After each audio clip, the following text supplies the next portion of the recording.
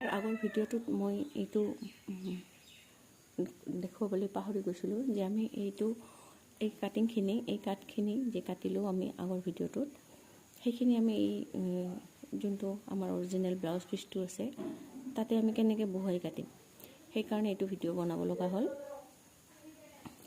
এই যোনটো আমাৰ মেখেলা চাদৰৰ ব্লাউজ পিচটো আছে, যোনটো এই পট্টিটো আছে, এই যোনফালে পট্টিটো আছে সেইটো আমি আগতে এনেকৈ ভাঁজ কৰি ল'ম।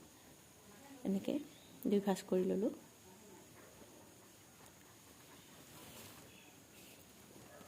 দুই ভাঁজ কৰি লৈছোঁ। ইফালে যদি বেছি কাপোৰ থাকে আমি অলপ কাটি ল'ম, ইমান কাপোৰ নালাগে আমাক। ইফালে এইটো সমান কৰি ল'ম। এইখিনি আগতে আমি এনেকৈ সমান কৰি ল'ম। আপোনালোকে পাৰিলে এবাৰ ইস্ত্ৰি মাৰি ল'ব, কাপোৰটো তেতিয়া সমান হৈ যাব। মোৰ মানে সময় নহ'ল ইস্ত্ৰি মাৰিবলৈ এইটো। তাৰপিছত আমাৰ হাতখন যে আছে, হাতখন আমি এনেকৈ বহুৱাই দিম। হাতখন এনেকৈ বহুৱাই দিম। এতিয়া আমি কাটি ওলাম, হাতখন আমি এনেকৈ কাটি ওলাম। দুখন হাত আছে আমাৰ ইয়াতে আমাৰ দুখন হাত একেলগে হৈ যাব।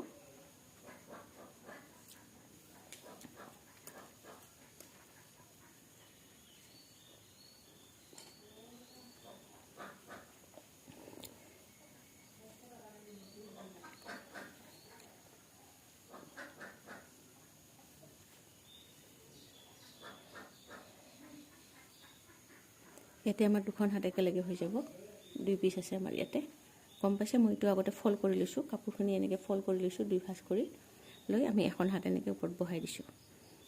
এতিয়া আমি এইখিনি যেনেকুৱা আছে এইখন হাতৰ, যিহেতু আমাৰ এইটো মেইন জোখ, সেইমতে আমি এইটো কাটি যাম। এইটো অলপ যদি ডাঙৰ হৈ থাকে কথা নাই, আমি যেতিয়া চিলাই কৰিম তেতিয়া বেছিখিনি যেতিয়া থাকিব আমি এইখিনি কাটিং কৰি পেলাই দিম। এতিয়া অলপ ডাঙৰ ডাঙৰে ৰাখিছোঁ মই। যেতিয়া জইন কৰা হোৱাৰ পিছত ফাইনেল যেতিয়া জইন কৰিম তেতিয়া বেছিখিনি আমি কাটি দিম।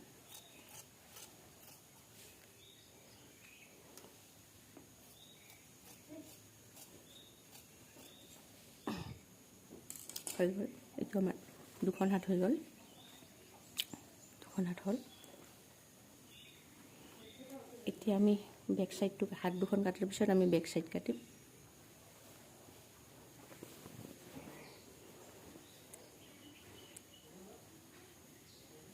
এইটো বেক চাইডটো এনেকৈ আমি বহাই দিম ওপৰত, এনেকৈ বেক চাইডটো বহাই দিম। চেম সেনেকৈ হাতখনৰ দৰে বেক চাইডটো আমি অলপ বেছি বেছিকৈ কাপোৰ ৰাখি কাটি দিম।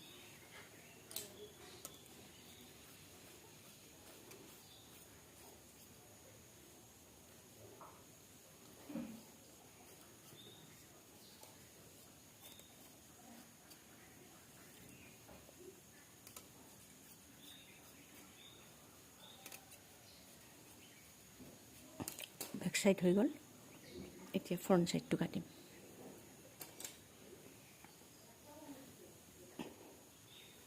আপুনি কাপোৰৰ ওপৰত আপোনাৰ যোনটো মেইন যোনটো আপুনি কাটিছে কটনৰ কাপোৰটো এনেকৈ বহাই ল'ব, তেতিয়া আপোনাৰ সুবিধা হ'ব।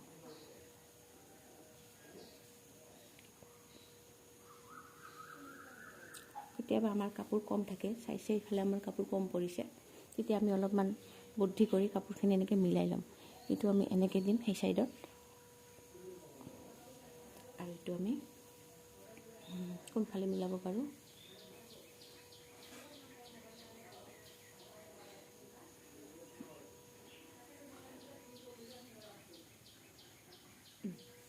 এনেকৈ মিলিব। আৰু কিবা কাৰণত যদি আপোনাৰ কাপোৰটো একেবাৰে কম থাকে আপুনি কোনোবা ছাইডত অকণমান জইন দিব পাৰে, কথা নাই। ফ্ৰণ্ট ছাইডত খালি আপুনি ওপৰৰ ছাইডত নিদিব, তলৰ ফালে তল ছাইডত বা ইফালে তল ছাইডত আপুনি জইন দিব পাৰে।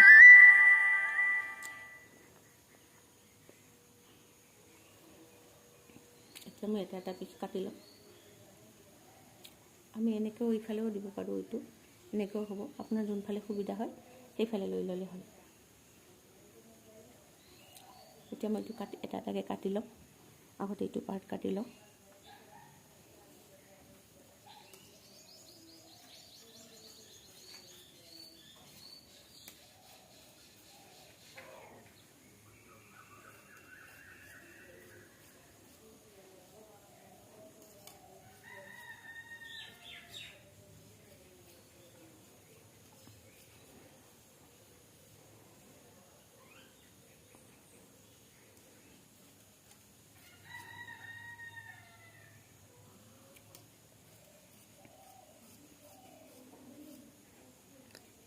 হ'ল এইটো এটা সাইড হ'ল আৰু এতিয়া নেক্সট সাইডটো এইটো আছে এইটো আমাৰ যোনফালে সুবিধা হয় আমি সিফালে ল'ম এনেকৈ আমাৰ মিলিছে কাপোৰটো আমি এনেকৈ ল'ম কিবা কাৰণত যদি আপোনাৰ এনেকৈ সাইডত কম আছে কাপোৰ আপুনি সাইডতে জইন কৰি দিব পাৰে কিন্তু বেক সাইডত জইন নিদিব জইন থাকিলে সদায় ফ্ৰণ্ট সাইডত দিব কাৰণ ফ্ৰণ্ট সাইডত আমাৰ আঁচল থাকে আঁচল দি আমাৰ ঢাক খাই থাকে গতিকে জইন কৰিলে গম নাপায় আৰু জইন কেতিয়াও আপুনি ওপৰৰ পিনে নিদিব ওপৰৰ পিনে এইটো আমাৰ আঁচলখন নাথাকে দেখা পালে বেয়া দেখিব জইনটো সেইকাৰণে সদায় তলৰ পিনে জইন দিব আপুনি হৈ গ'ল আমাৰ এইটো ব্লাউজ এতিয়া আমি নেক্সট চিলাই কৰা ভিডিঅ'টো দেখাম আজিলৈ ইমানেই ধন্যবাদ